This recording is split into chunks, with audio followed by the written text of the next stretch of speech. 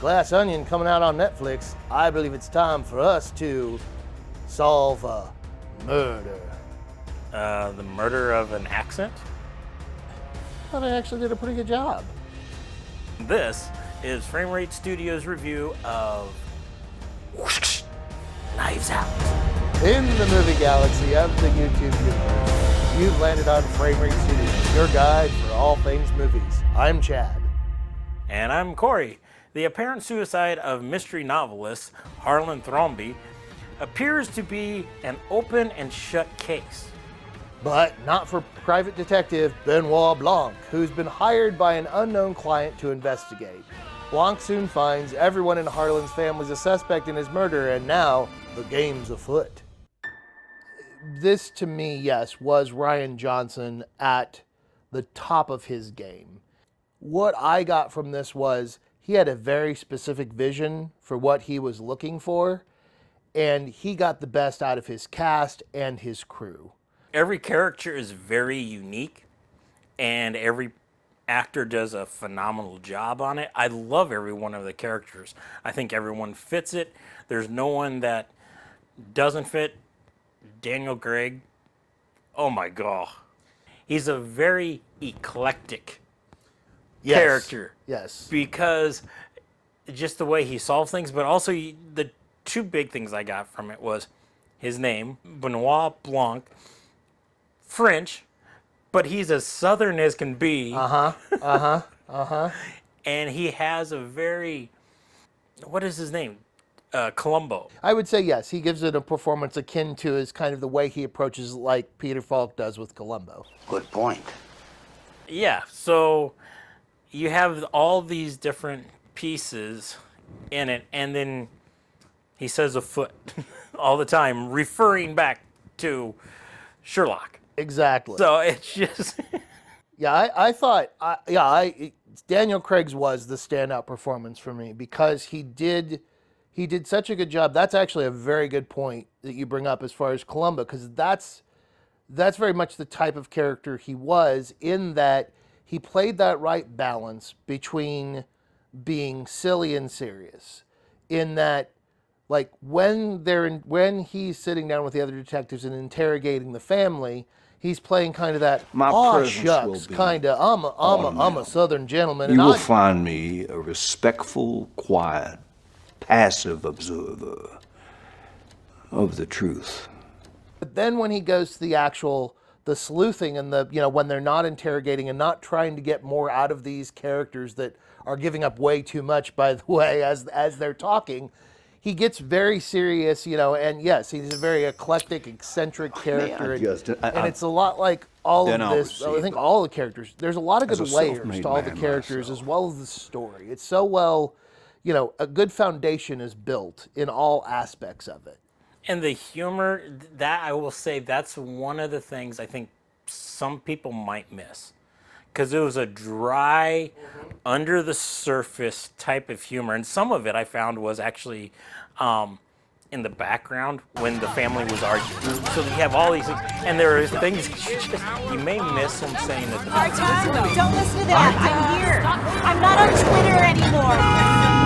So DM me on Instagram, okay? I want to talk to you. Their comments to each other, just like when you have Chris Evans sitting in the room going, eat poo, eat poo. Fact. Oh my God. No. How's that? Do not use that word in front of my son. If I wasn't to say You and I would slap that doing that. smile. And then you go off into it's in like another room, but you hear Michael Shannon's character go,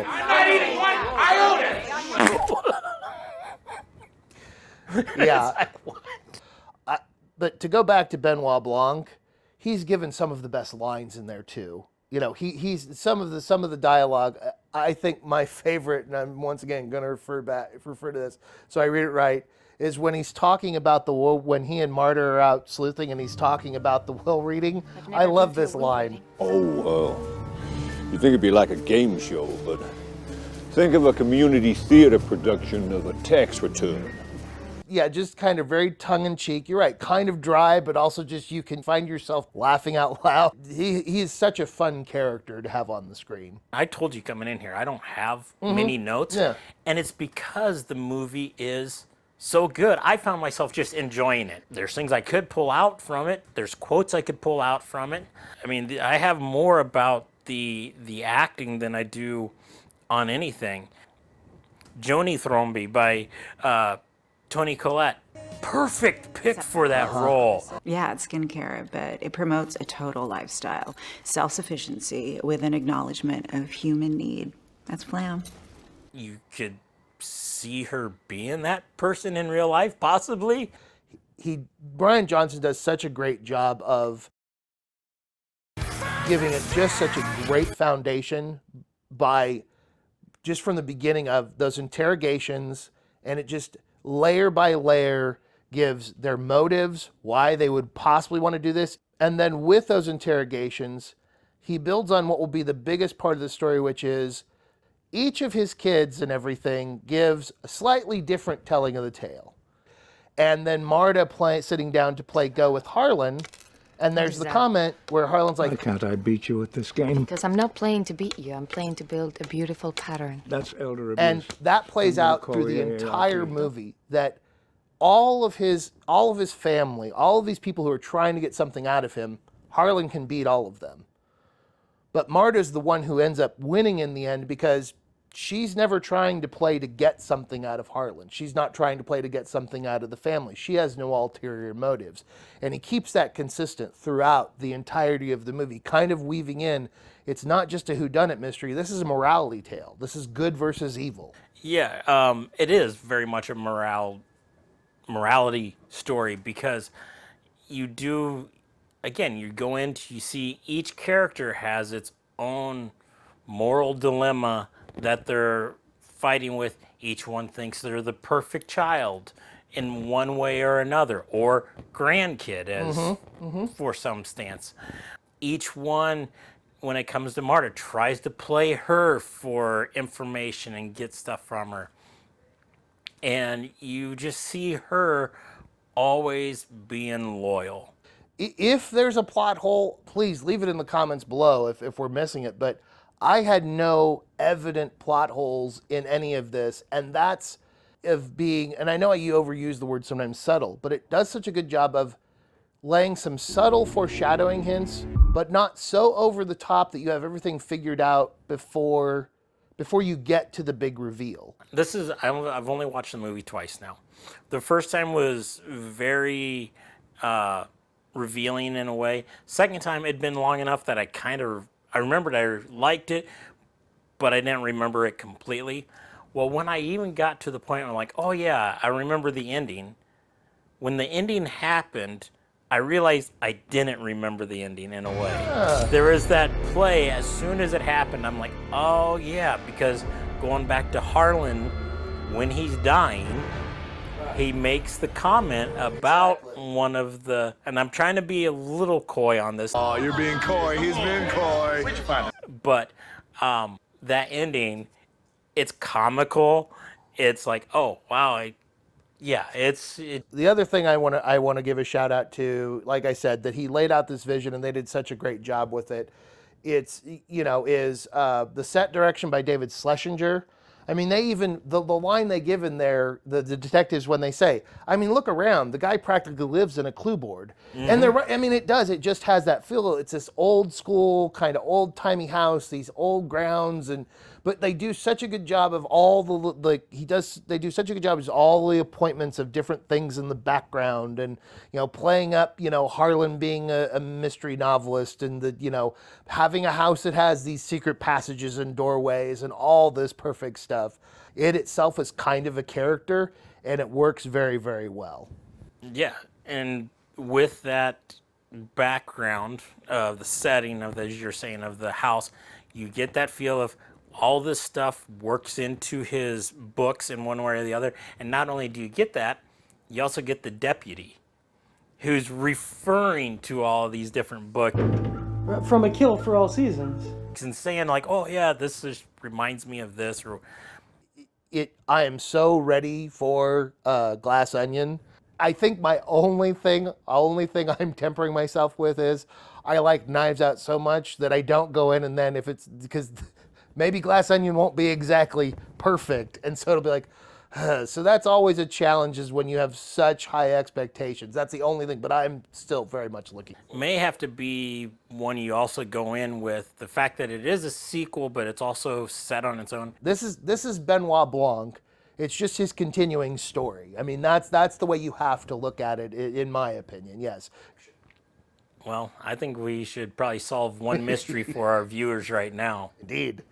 with our final thoughts and our score. Absolutely. First off, you heard us rave about it over and over and over. Great cast, great performances. You know, they do such a great job of really diving into their characters, making them their own, fleshing out who these characters are and giving them depth. Second point, this is Rian Johnson at the top of his game. He does such a great job of conveying his overall vision, gets the most out of his cast and crew. That's what a good director and a good storyteller does, in my opinion. And third, this is solid from top to bottom. You know, yeah, I keep saying about the story being near perfection, but the whole movie is so well constructed.